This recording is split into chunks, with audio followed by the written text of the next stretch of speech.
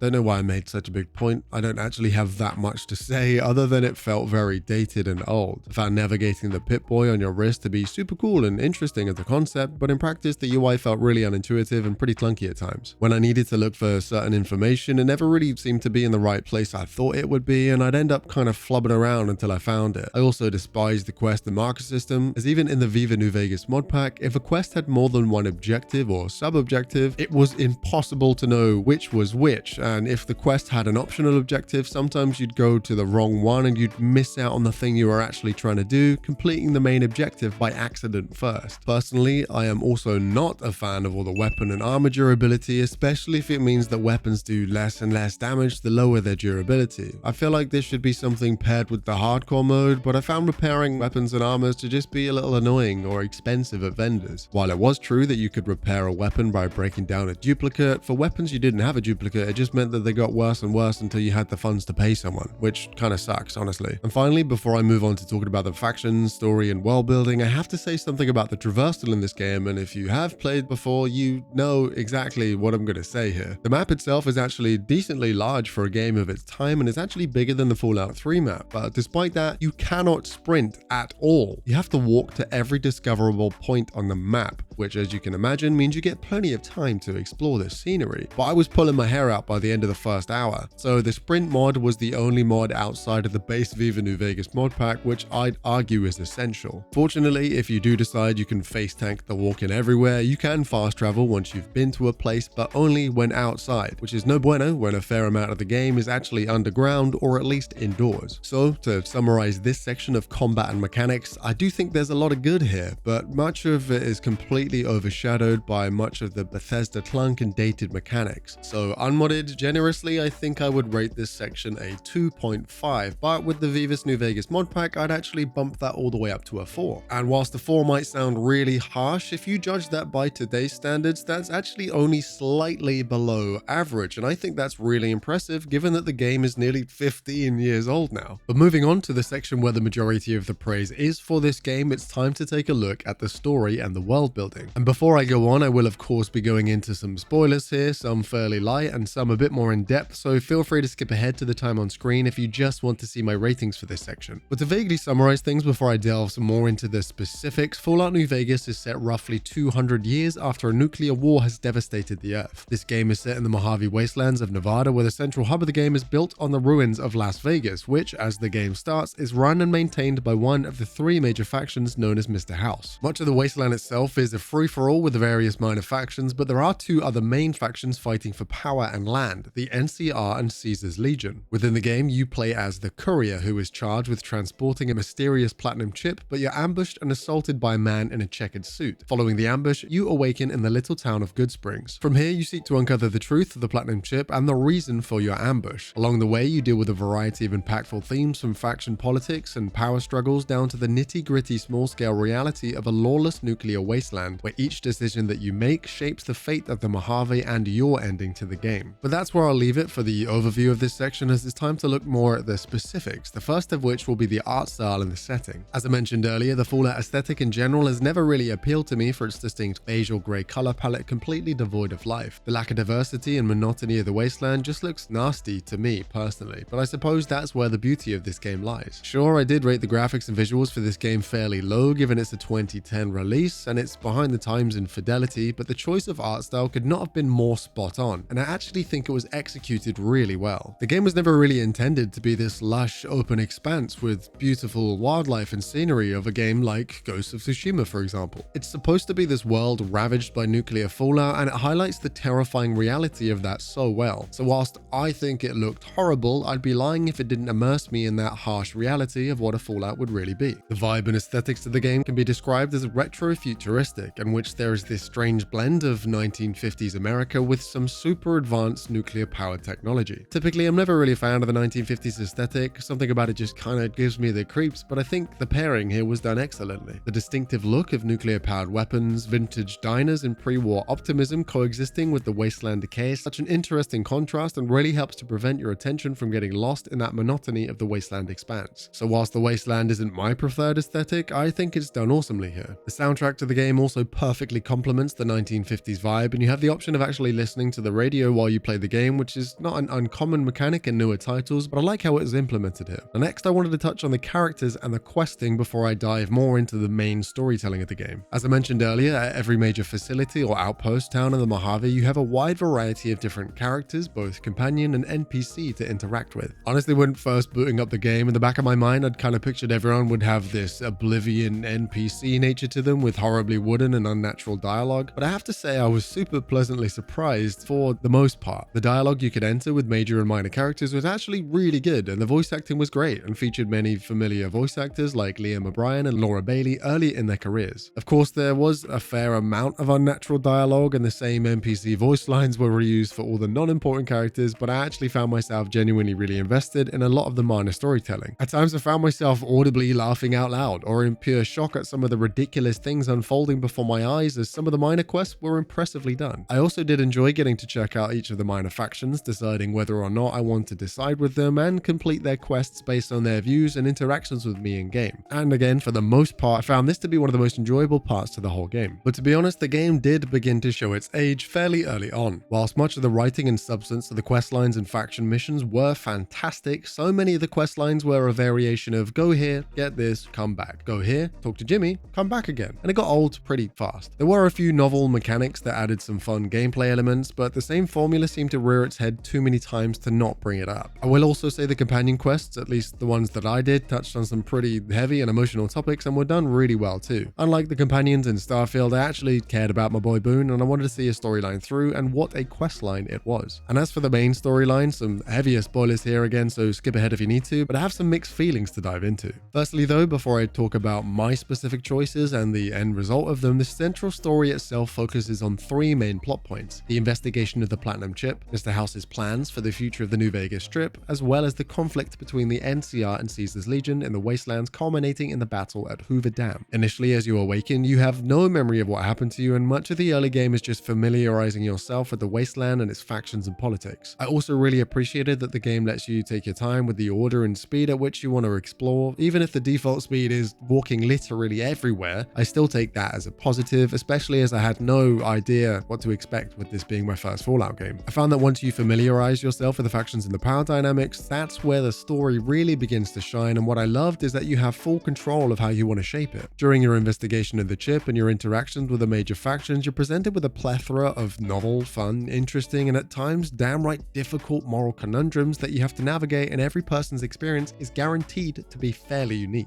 And towards the end of the game, you're forced to pick a side based on the culmination of these difficult choices, and the game did a really good job of making it feel as though every choice you made along the way really meant something. Now, there are 4 main endings to the game depending on your playthrough, and for myself, I chose the Forge Your Own Path ending, which I was both conflicted but primarily happy with, as there wasn't really a faction that I trusted to be in power, and no organization was solely good nor evil, which made for a thoroughly fascinating playthrough. But to be totally honest with you, I don't think I loved the story as much as those of you who've been telling me this was your favorite game of all time. I had a difficult time getting my mods to actually work, which likely poisoned my experience a little bit, but primarily for me, the other 2 sections just did not stand the test of time well enough for me to completely get immersed within the narrative and the world building. So welcome back to those of you who did skip ahead, as it's time for me to give my rating for this section and for the game as a whole. To rate this section of story and world building in an echo chamber not influenced by the lackluster performance and mechanics, I'd actually give it a pretty respectable 8.5, which brings my overall ratings for the game without mods to a 4.5, but with the Viva New Vegas mod pack installed, that does bump it up to a 5.5, which honestly by today's standards is actually pretty damn impressive. So to answer the title of this video, yes, I do think Fallout New Vegas is worth playing in 2025, with the caveat that basic modding is a necessity. And honestly, my recommendation would be to give this game a shot with the extended Viva New Vegas mod pack if you have it available to you, as from what I've seen, it just further alleviates some of the outdated mechanics and makes it play much more like a game from this decade. I haven't seen the complete edition of this game going for more than like £10 on Xbox and on Steam, but if you are able to pick it up with the rest of the Fallout series in a bundle, which happens all of the time, and honestly wait for that and give it a go then. And a few final quick bits here too. I only played the Dead Money DLC, but I didn't include any of it in this video. So if you did enjoy this video, drop a like and sub, as like I said, 100% of you guys, according to my last stats, were were not subbed, and let me know if you'd like to see that follow-up video ranking the DLCs from best to worst. But that's it from me. Thank you so much for watching. If you have played the game before, what did you make of it? And were there any comments of mine that you thought you disagreed with? I'd love to hear from you in the comments. Thank you again, take care out there, and much love.